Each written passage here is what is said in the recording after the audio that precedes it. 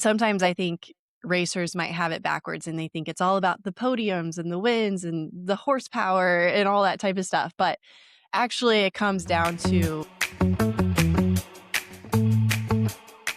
Hi, everybody, and welcome back to the Racer on Demand show. I'm Amanda Vandenelson, and here with me today is Megan Meyer. hello. We wrapped up the last episode with Josh Weesey. He gave us so much cool insight on budgeting. We talked a lot about social media, about the future of sponsorships, what that all looks like. But today, it is Megan and I, and we are chatting about knowing, liking, and trusting what it takes to get your program out there, get your sponsors out there, what people need in order to buy. But first, we haven't talked in a long time. Megan, last time we recorded just you and I, you were talking about going out to King of the Hammers, and you're back. What was it Yeah. like your first time? Oh man, it was cool. It was like we were very overwhelmed of how big it is. Like from when you start seeing like it was the Optima Oasis and a couple other like vendor and camping spots before you even got to the gate. And then once you like get into the gate where it says like welcome to Hammertown sign, and then it's still like what, like a mile of like campground, and we're just like, oh my gosh, this like doesn't end. And we're like, where is like the like the Hammertown or like the vendor area and like the pits, and there wasn't like much signage or anything, so we're just like kind of driving around. We're like, is it like reserved spots or like where do we camp at? Like we're just like we don't know what to do. So but our friend, which I think I might have said this before, but Miles Hasselquist, who is one of the announcers, is one of Adam's good friends. So thankfully he gave us some direction of like, hey, you don't want to park super close to where like the vendors are and like the staging and all that, because it's a little more rowdy up there. And we've got Henry with us, so we want it to be quieter at night. So we parked further back. We were pretty much like the halfway point between like the gate and then where like the vendors and all the pits and all that were. Yeah. But it is funny because we still like we just pulled into a random spot. We were like, this one's flat, so we'll just park right Yeah, you here. just boondock Yeah. somewhere. Yeah, but our neighbors were doing like EDM party music till like 2 o'clock in the morning, and we're just like, oh my gosh, like so didn't get much sleep out there, but it was really cool. Like it's just a totally different atmosphere out there, completely different than like drag racing world. And so which I think like off-road's kind of been totally opposite in some areas. So I think it's cool. It's for me, it's a whole new experiences. Good thing we did stop and get a rental car because we just had Yes. our motor home, or else we would have just been walking or like trying to hitchhike to get to the places. So there's 3 spots that we really watched the race at. And we spent most of our time at Chocolate Thunder because that's what everyone talks about. And you get a really cool viewpoint there. And it was pretty easy to get to, like with the rental car. And so, so I just finished editing my vlog for King of the Hammers and our entire road trip because we stopped at Grand Canyon. We went to Lake Havasu. We went to Parker because that's where we were picking up the parts for Adam, and Flagstaff and all that stuff. So made a couple stops along the way. Oh, we also went to the town, I think it's called Segmen. That's the town where the Disney movie Cars was Oh. inspired by. And I will say it was a little under expectations. Oh, no. So, we thought there would kind of be some like like movie replica cars, and there wasn't. They were just like nothing. a little close. Like it was like a red Corvette that they put like the Oh. eyeballs on. And Henry's like, this is not. He's like, that's not Lightning McQueen. That's not Tow Mater. So not really worth it to go see that, unfortunately. We were Oh, there for no. maybe like 15 minutes. So, but also another thing was like driving through the desert is different. Like we come home and we're just like it's still brown here because it's middle of winter, but it's like we didn't realize how much like we appreciate grass and, like, Yes, and just trees. green stuff. Yeah, green Yes. stuff. So, yeah, those, like, cause yeah, it was, like, deserted and, like, so like, we'd be driving for, like, 2 hours, and, like, you wouldn't see anything at all, like, it's just desert, Yeah. and we're just like, "This is different, and we're not in Kansas anymore," right? So Tapping your shoes together, your purple yeah. cowboy boots together. Yeah. Yes. But yeah, so I got a on my YouTube, Megan Meyer Racing, so I got a vlog of our whole trip out there, and, we're cheering on our favorite teams, Glines Motorsports, Paul Wolf, all the guys that we love to hang out with and see them race, and it's crazy, like, just how hard the course was and how, like, barely anybody finished it. So Yes. yeah, it's Adam said he doesn't wanna go back to Hammers unless he's racing it, or maybe Henry is racing it, but I have decided that I am not going to race at Hammers. I Yeah. cannot do that, so I'll just stick to short course. Yeah, Hammers I mean, we watched the live stream quite a bit while we were sitting at home, not at Hammers, but, Yeah. yeah, it was so wild to see, I would have never thought, "Oh, they have to shorten the course in order to get any finishers because they were running out of time." That's wild. I think in for, like, UTVs, only, like, if I read this right, I think it was, like, 25 out of, like, 120 only finished, and that was on Thursday. Uh, Holy cow. so yeah, it's crazy. That is crazy, crazy. Wow. I love too all of the recognition that Paul Wolf got. We know him from short course. He was pitted across from us for both of the Crandons, and he actually his wife Christy won our annual chili cook-off this year. No, last year. Last year she did. But yeah, so like we just know him from short course, but we always root for him, out in the desert and Mhm, in his ultra force stuff. And it was so cool that the rest of the world got to see the Paul that we all know. He's just this loving family man, so driven, but just such a normal guy that you just like yeah, talking to, and for him to be recognized for just the person he is, I think is something that all racers can take that away and say, if the world just saw me in my vulnerable moments and saw how I respond, people will relate to me and they'll love me and they'll promote me, and mhm. it was really cool to see him get that. Yeah, yeah, I agree. Well, and I think that's a great transition for today's topic to grow your know, like, and trust factor with your Yeah. fans and with Yeah. sponsors. So the reason that we're talking about know, like, and trust today is actually I learned this from a real estate agent friend. I was at a networking event and he talked about know, like, and trust. And he says, before somebody will buy a house from me, they have to know me, they have to like me, and they have to trust me. And it got me thinking, and I was like, before anybody buys anything from anybody, whether we're buying their trust, like their influence, right? Our fans need to know, like, and trust us. Our sponsors need to know, like, and trust us. And our fans need to know, like, and trust our sponsors in order for us to make an Mm, impact too. So I thought that would mhm, be a really interesting thing just to talk about how can racers influence the way that people know, like, and trust both them and their sponsors? mhm. Because sponsors don't always just pay for your results and how Uh-huh. many wins and accolades you have. They pay for your influence and how are you able to convert people. But in order like you said, in order to do that, you need to be likable, you need to have their trust.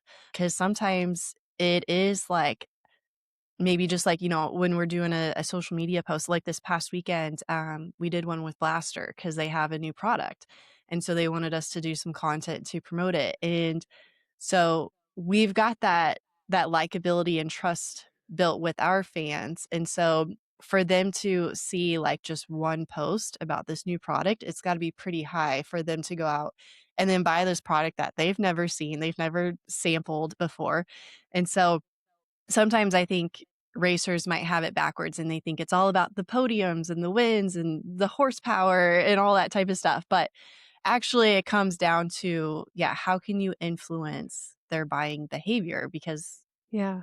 sponsors want more sales and more customers.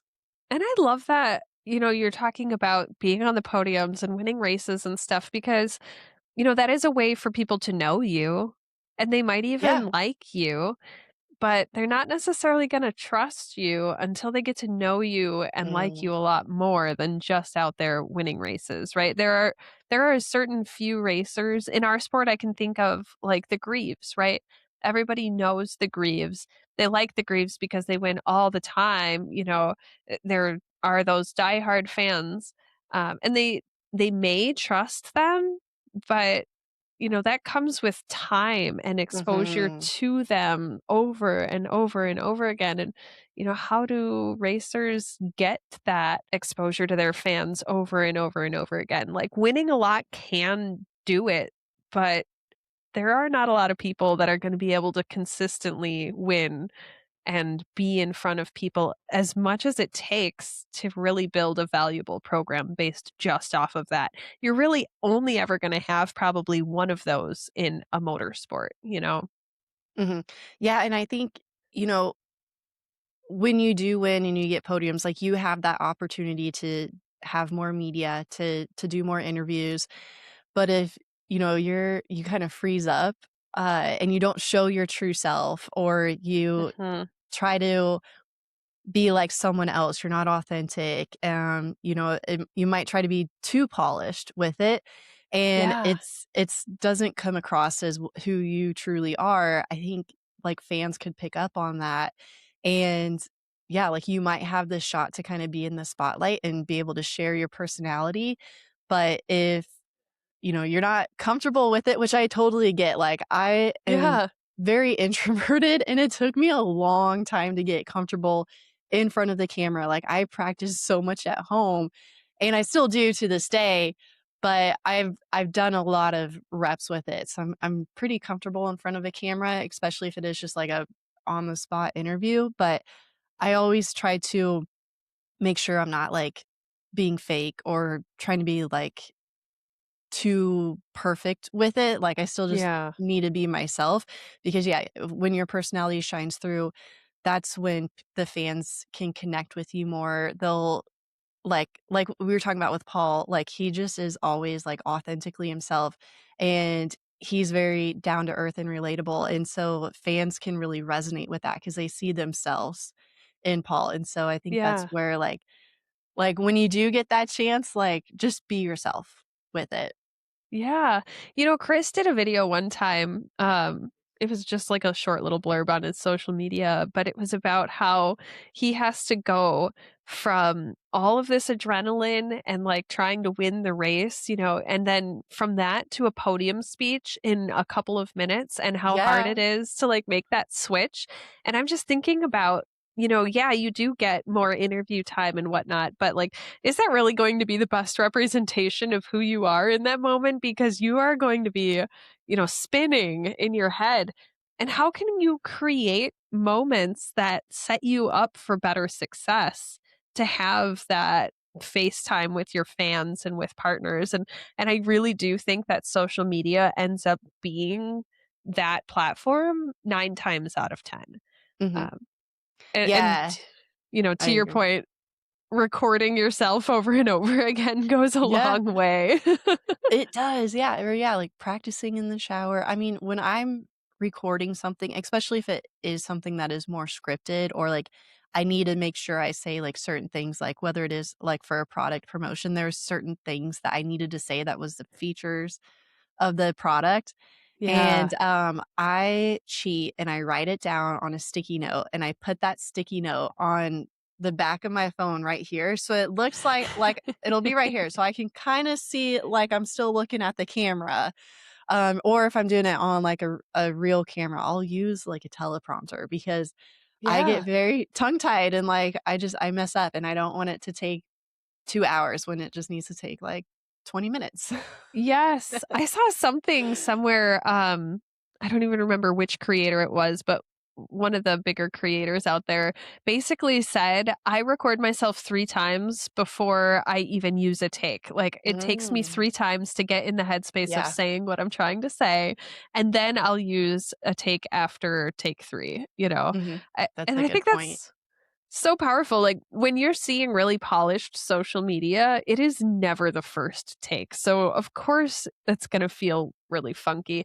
I've been doing, I know you've seen it, Megan, but I've been doing a challenge for myself. Yes. I've been reviewing Instagram profiles for racers and looking at their profiles and determining if, a sponsor would find something at fault with it. Like, what would turn a sponsor on or off to an Instagram profile? Mhm. I love that.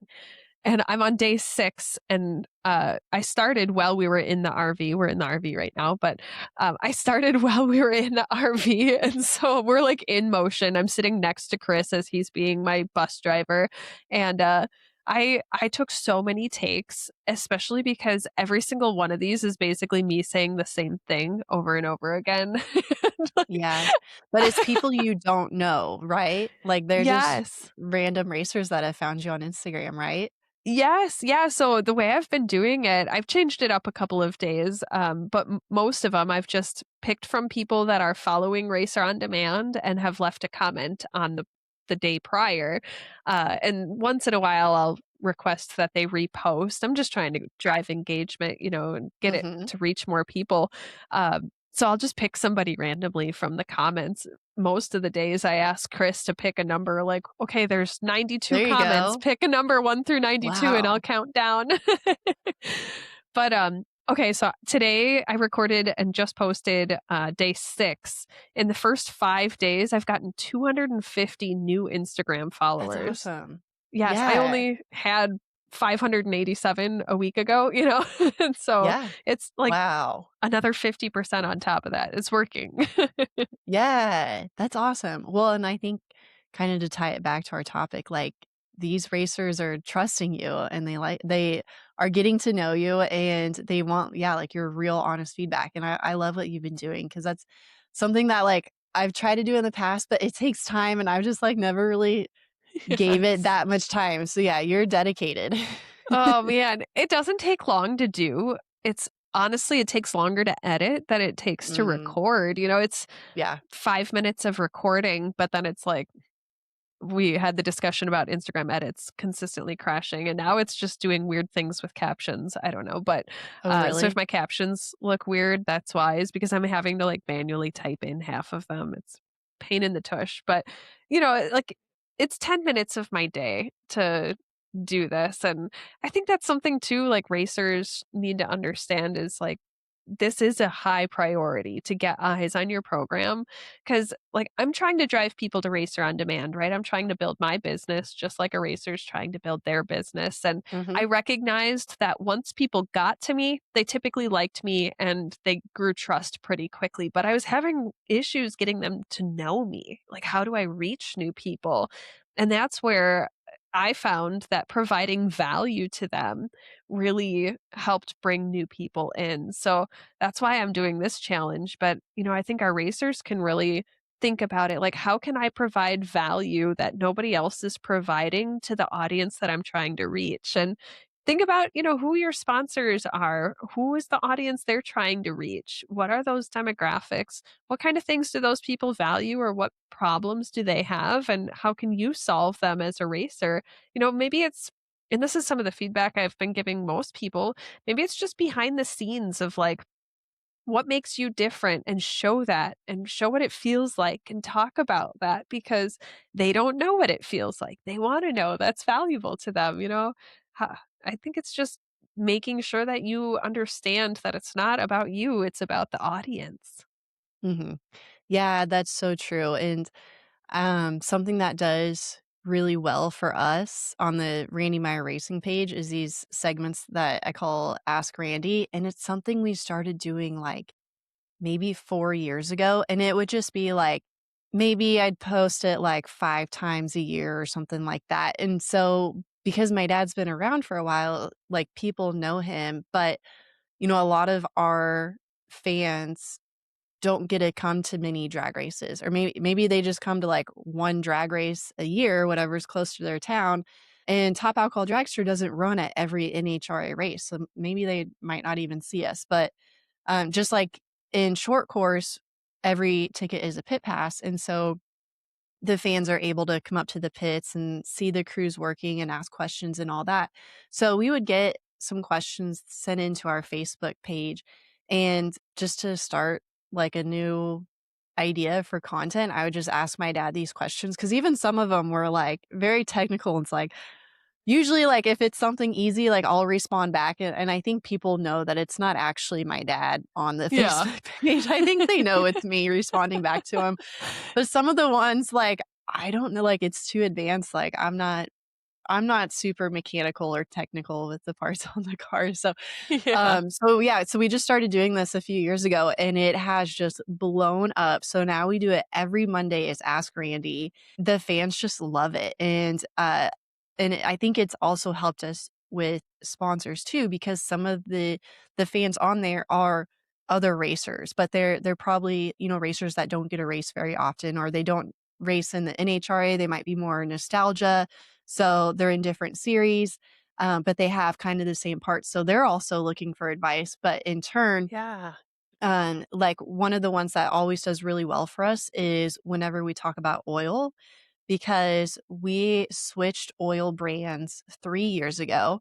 And, when we switched to Maxima racing oils, we were able to get more life out of the oil. So in drag racing, you drain the oil after every single run, and then we would have to change rod bearings every run.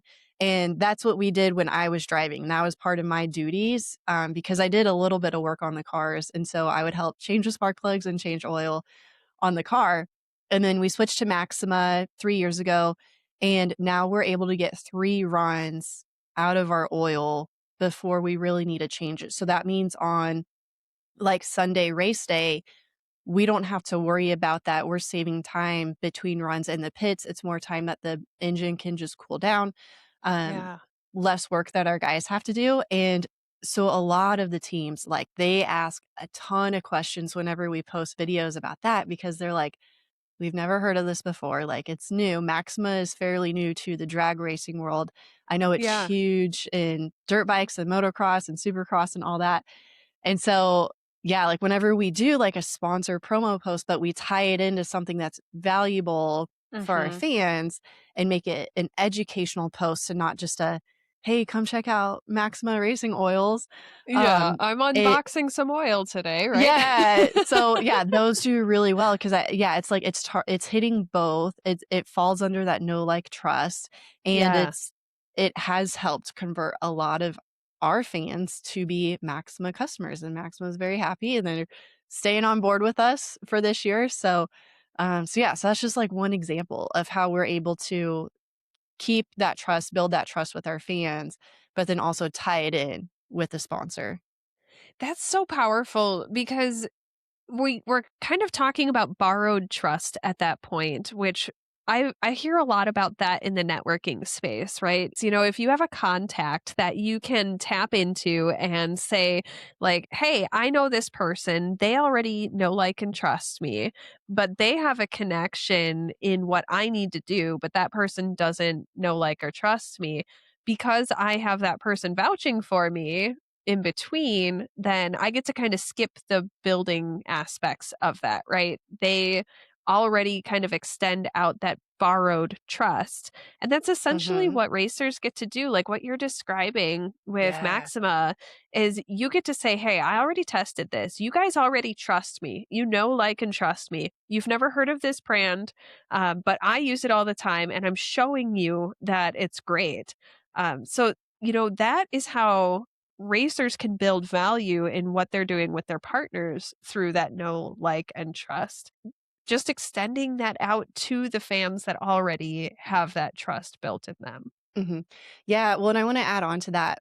We didn't know how the fans would take it because we were with the other oil company for, like, I think we were getting close to, like, 15 years. And Oh, so yeah. we've been really promoting that other brand, saying it was the best, we use it in everything. and then we just switch and, we flip brands. And, there is some politics and all that stuff involved. It was not our decision to switch, but we are glad that we did because the product is better for our Yeah. cars. But yeah, we kinda had to, we were like, "Yeah, is this gonna jeopardize our trust with our fans?" Because we've been telling them, "Hey, Yeah. this other oil is the best, it's the best." And then the next thing you know, we're like, "Oh, no, no, now this oil is the best." And I think sometimes, sometimes it's not the racer's decision when they lose a sponsor and they do have to switch brands, um, that that is always something that you could jeopardize, is your trust with your followers when that Yeah. happens. And, thankfully for us, we were able to really communicate and show that, "Hey, no, this one is better." But sometimes it might, be even across the board. But yeah, that's always something to consider. And I think with racers, sometimes they might switch just because the grass is always greener on the other side. And they might not take that into consideration of how it could, help or hurt their credibility and their reputation. Yeah, that's so important. I think about that too. Switching sponsors can definitely erode our fans' trust in us and in the products that we're putting forward. Because if it just feels like, hey, I'm getting paid to tell you that this is good, like, they're not going to trust that. They might know you, they Yeah. might like you, but they're not going to trust your Hmm. recommendations. But Yeah. I think that that also kind of ties back to, like, everything else that you say and do, right? Because if they know you and maybe they even think that you know what you're doing on the racetrack or what you're doing with the products that you're using, but, like, if you're just kind of a dick, right? Like, they're probably still not gonna take your recommendations. If you're going out there and just not representing yourself well in general, it's probably still not going to result in them liking you and therefore not taking your recommendations either. Hmm. Yeah. Yeah, when I think you can always tell when someone's like, yeah, just doing it for the money, or like you could tell like they don't actually use the product. And spoiler alert, a lot of pro teams in drag racing don't always use the products that they are promoting because they're just doing it for the money.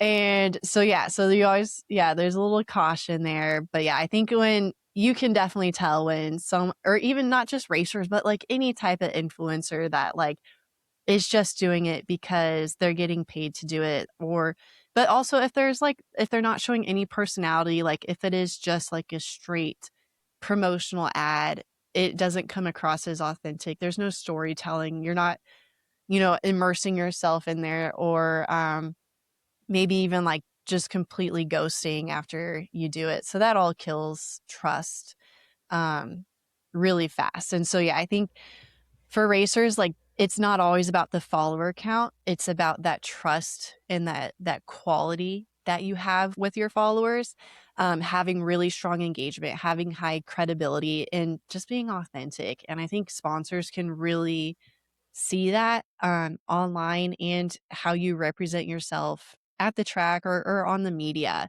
And Mhm. so yeah, so I think that's always just, we always need to keep that in mind to show our personality and be authentic. And it's not all about the numbers. Yes, yes. Chris and I were talking, we were just kind of talking through this concept of know, like, and trust and how it relates back to kind of like what you're saying, not just, our racers, but our sponsors and the products that they're selling and all of that. And we were talking about how sponsors also are looking at racers. They have to know, like, and trust a racer before they'll sponsor you, just like you said, like, this is all visible to them too.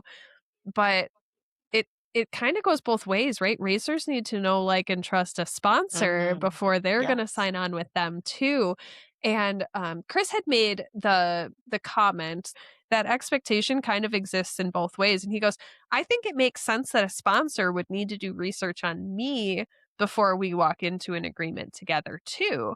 And I said, "Well, yeah, but, like, that's your job is to get them to know you, right?" And I think that it kind of goes the opposite direction too, that sometimes we haven't heard of a company that might sponsor us, right? And so we were talking about be a customer first, right? We talk about that a lot, right? But if a racer's never even heard of a product, how can you be a customer first? And I think that kind of comes back to the know, like, and trust as well. Like sometimes our job is to help people know that sponsor, that brand Mm, awareness is really the first step. And sometimes we can't use a product first if we've never heard of it. It could right? be very much like you find out about a brand, you recognize that nobody's heard of this brand, and they need help getting their word out. That's kind of what happened with us with Nexon. Like we didn't really know much about Nexon when we signed on with them. And it turns out the product is fantastic. We've been running them for 5 years. We've literally never had a tire failure during a race that wasn't our fault. Awesome. Yeah.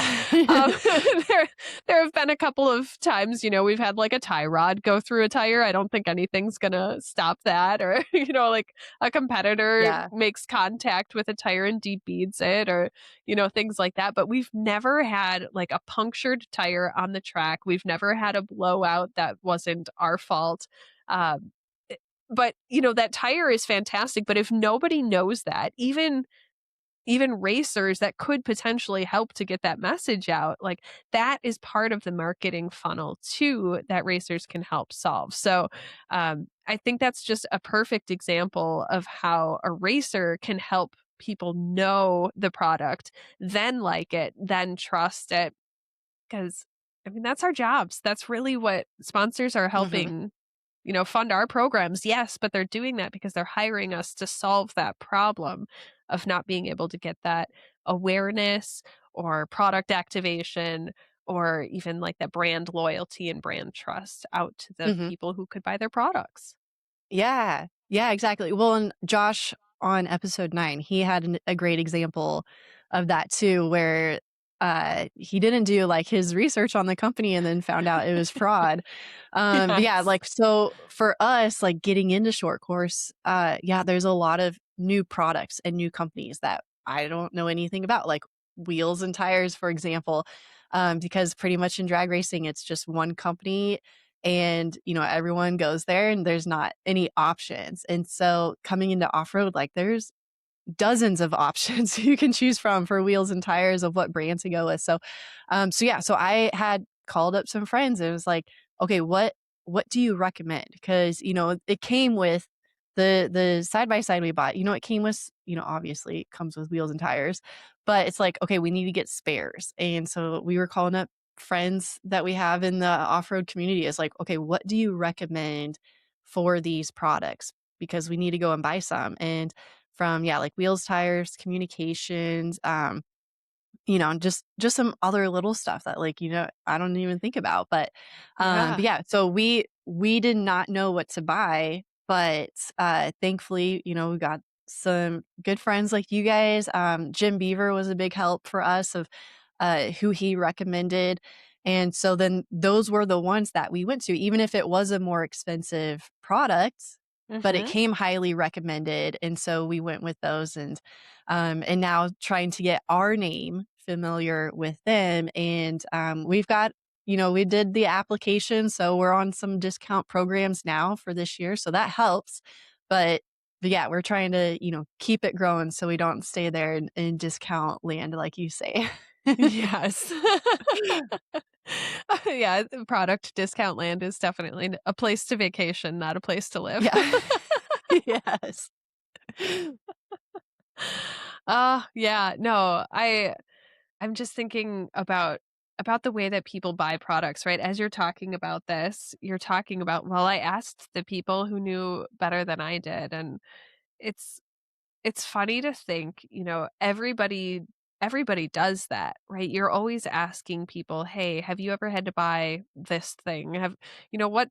What refrigerator did you buy? I know you purchased, appliances recently. How do you like them?" Right? You're always asking the people around you for those reviews. When you go to Amazon, the first thing you check are reviews, right? we trust what other people are saying about a product far more than we trust what the product makers are saying about the product. And so that's where, as racers, we do turn into influencers by giving those recommendations. And we can all tell when that's real and when it's not. When you Yeah. see an Amazon review that says, like, "This review was in exchange for a free product," Mm. you Yeah. might take that with a grain of salt versus the person who's like, "I wasn't sure if I was gonna like this, but I needed it really quick, so I bought it and I love it." You know? And Yeah. it's the same with racers too, right? If it doesn't seem like you authentically liked this product, and this goes back to buying it before you get it for free too, right? If you can't turn around and say, "Hey, I'm sponsored by Nexen Tire now, but I've been running their tires for 6 years prior to this because I loved them." If you're just like, "Hey, I got sponsored last week. By the way, did you know these tires are great?" Like, that sounds a lot less believable, and Yeah. you don't get that trust. You just don't. Mhm. Yeah.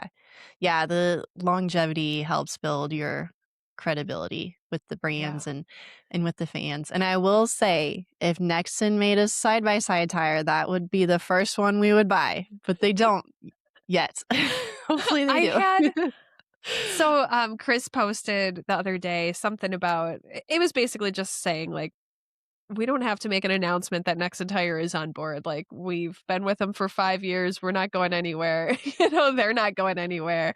And so I had shared the post and basically just said, like, this is what a great partnership looks like. We love being strategic partners for Nexen.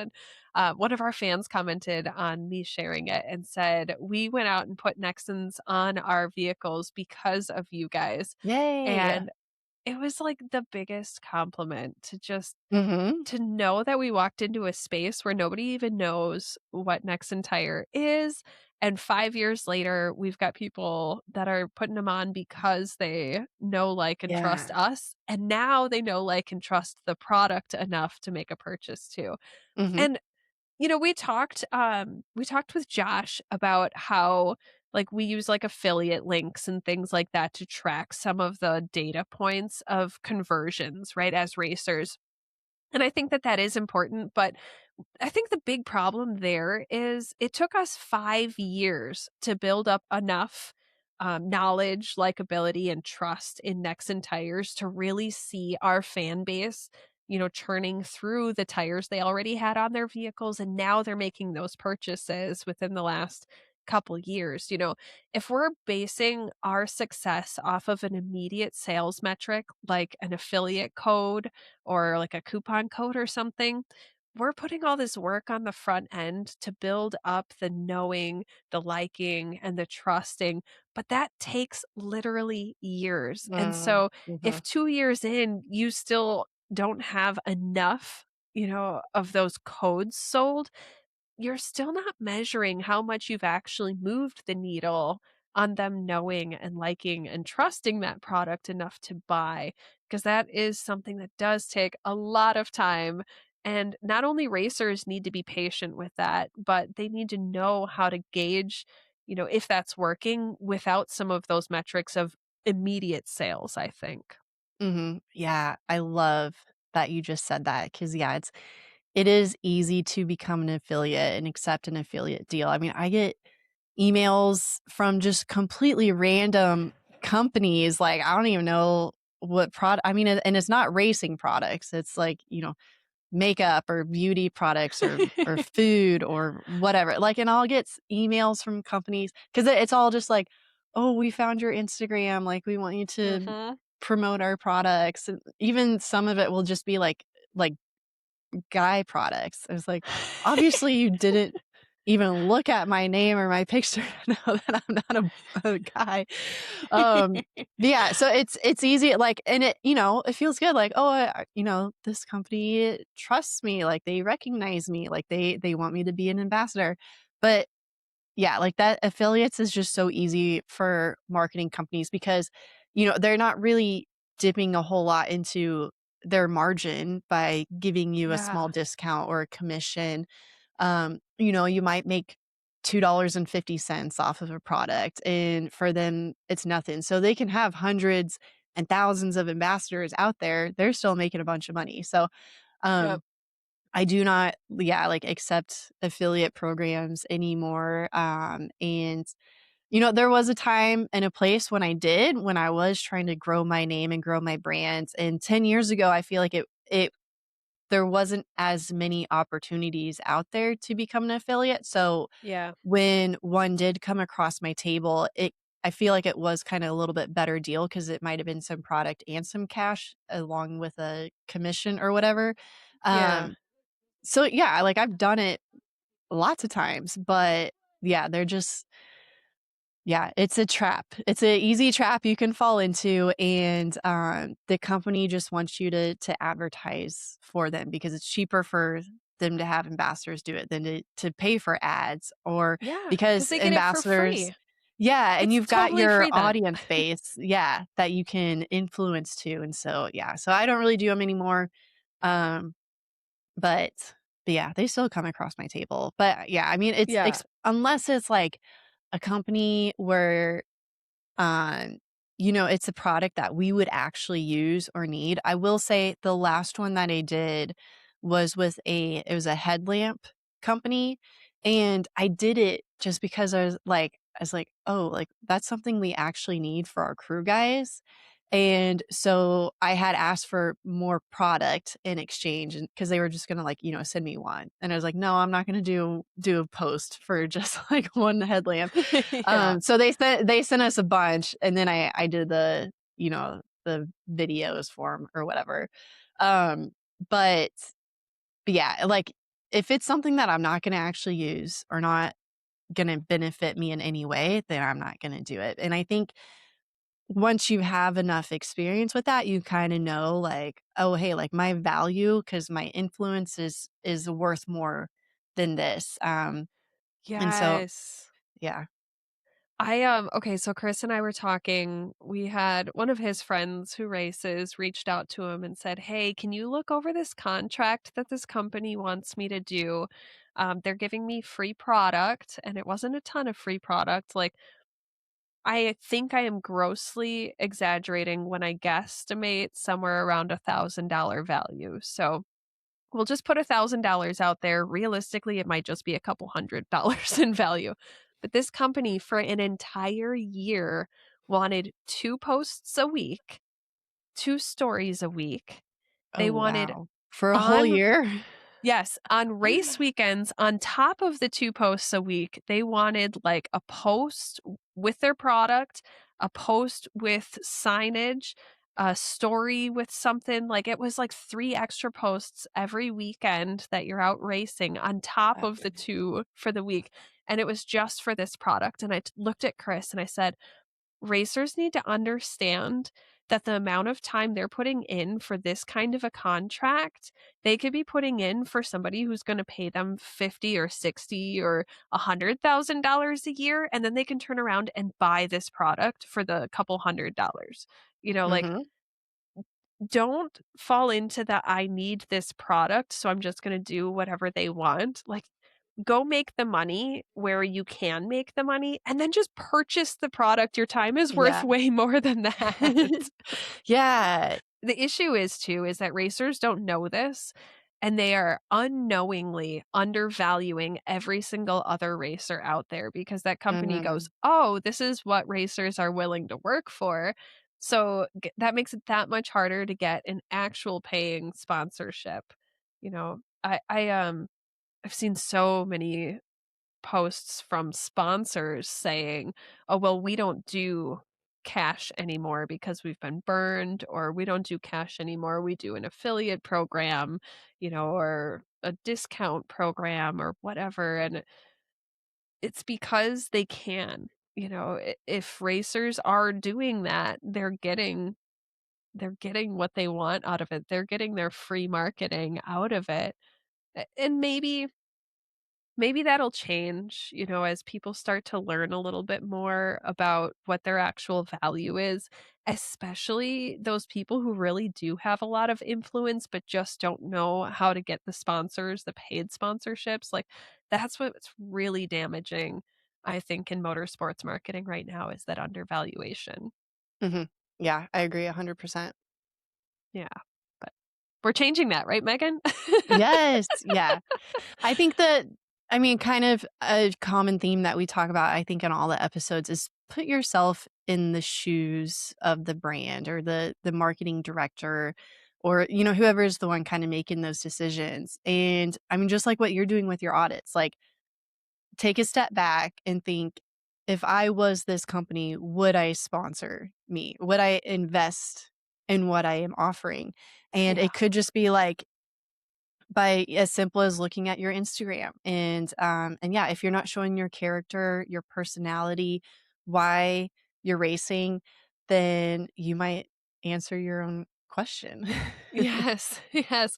It's funny. Okay, so I've only been reviewing profiles of those people who are following me, but I'll go through and I'll check to see like who is and who isn't following me. And there's so many people that are commenting like, "Oh, review mine," and I'll go and they're not even following me. But so I click in through most of the profiles and um there have been a handful on each of these posts so far that are private profiles that are Oh, asking me to review their profile. It's like, if you just didn't even realize that a sponsor can't actually even see you, like, how are they yeah. supposed to know you and like you and trust you enough to pay you?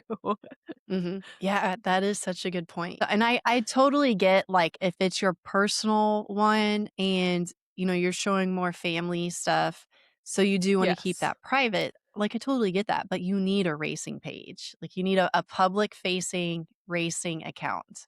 Yes. Yes. And if somebody has to be approved to see it, that's a layer of friction a sponsor will Mhm. never tolerate. Okay, so, we've talked about knowing, liking, and trusting a racer. We've talked about knowing, liking, and trusting a sponsor's product.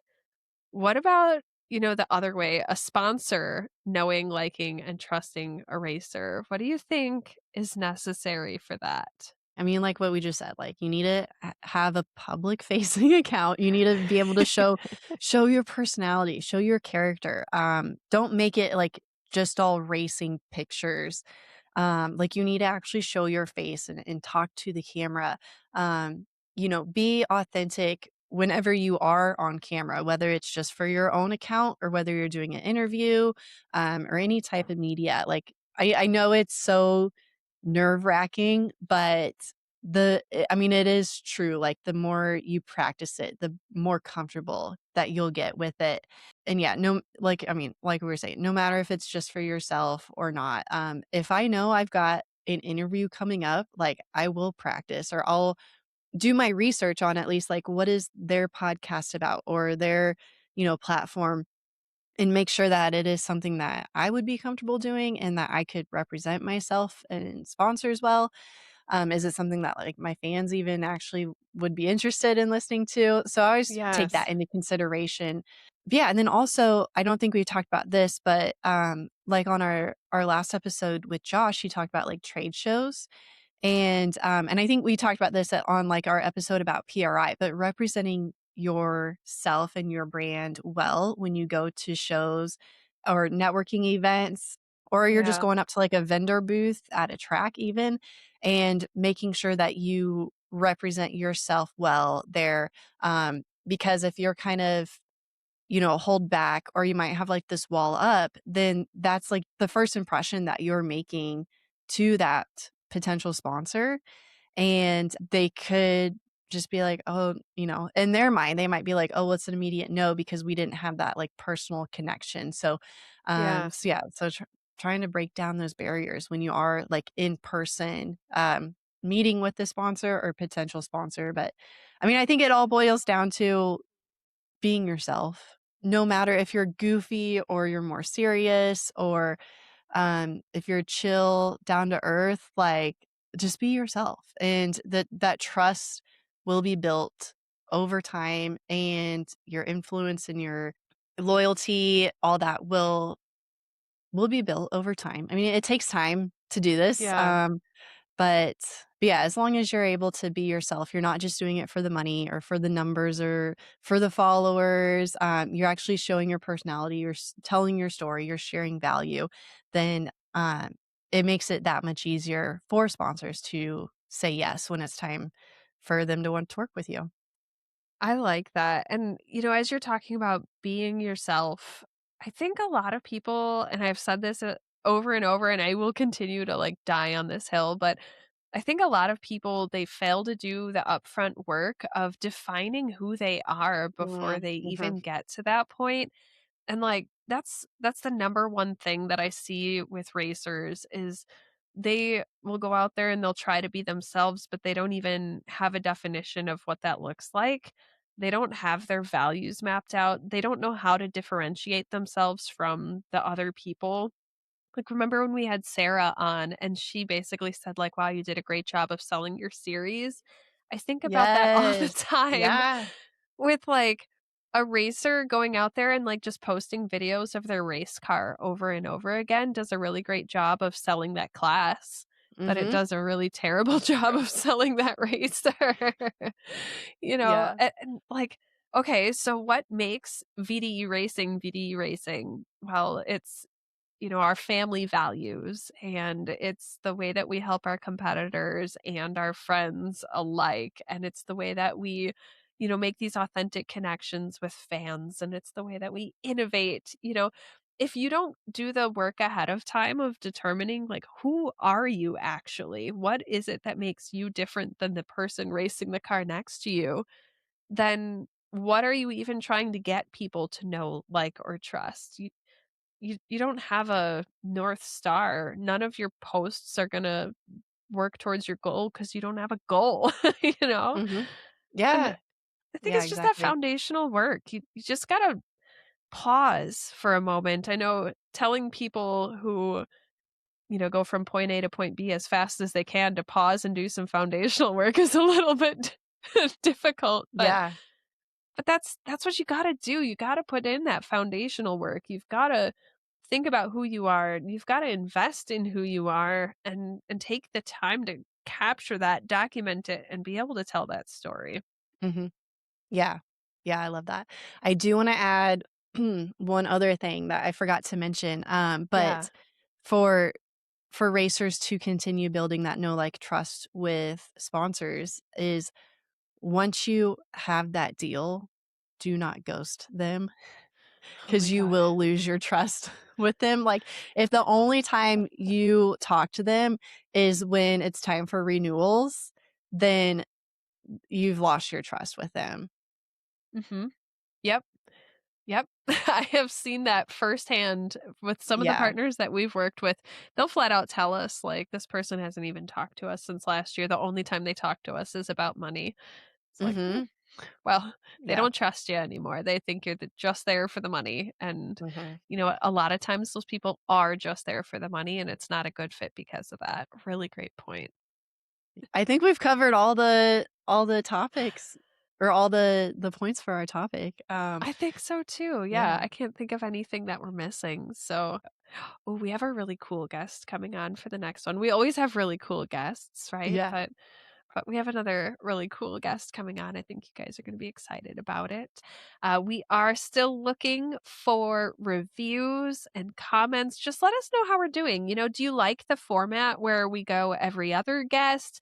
Do you want to see more guests? Do you want Megan and I just to shut up and let our guests talk more? Or do you want to hear from us more? Or, Yeah. Well, I you think, know, I had an idea. So I think I'm gonna post on my stories or, like, in the Motorsports Marketing Tips Facebook group, yeah. like a poll or question box of, like, give us some of your, like, frequently asked questions or, like, where are the areas that you guys struggle with? And I think we could do an episode where we're answering all those questions. Love that idea. We should Yeah, so totally maybe do we can do that. that So, for our next solo one, maybe. yes. So watch the group and then I'll share it too, because that's a public group, right? It is Yeah. public. Now it is. Yeah. Yep. Okay. So I'll share it too on my Okay. personal Facebook and on the Racer on Demand one too, so that you can find it easily. But Yeah. head to Facebook. Let us know what questions you have so that we can answer them for you on our next one-on-one here. Other than that, though, thank you for listening. We'll see you in a couple of weeks. Until then, we love you. Bye. Bye, everybody.